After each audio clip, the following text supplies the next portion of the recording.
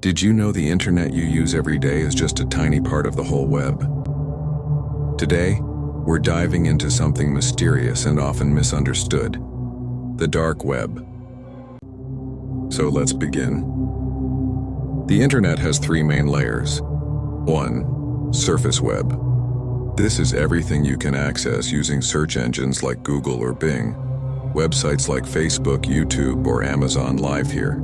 But it's only about 4 to 5% of the entire internet. 2. Deep web. This includes password-protected or hidden content like emails, bank accounts, academic databases, things search engines can't index. 3. Dark web. This is the most secret part of the deep web. You can't reach it with Chrome or Safari. It's where people go to stay completely anonymous. Now the question is, how to access the dark web? To access the dark web, you need a special browser like Tor, short for the Onion router. It hides your identity by routing your connection through multiple encrypted layers.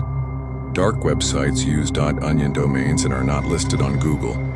You need to know the exact links, often found on forums or hidden directories. The dark web isn't all bad. Some people use it for good reasons. Journalists talk to sources safely. People in censored countries share information. Privacy lovers browse without being tracked. But there's also a darker side. It's used to sell illegal stuff and like drugs, weapons, and stolen data. Hackers offer services. And there are scams and dangerous content. The dark web is like the hidden back alley of the internet. Some use it for protection, others for crime. If you're curious, stay smart, stay legal, and always protect your privacy. That's all for today. But it's not the end. This is just a beginning of the Dark Web series. To know more unknown information about Dark Web, subscribe my channel and hit the bell button.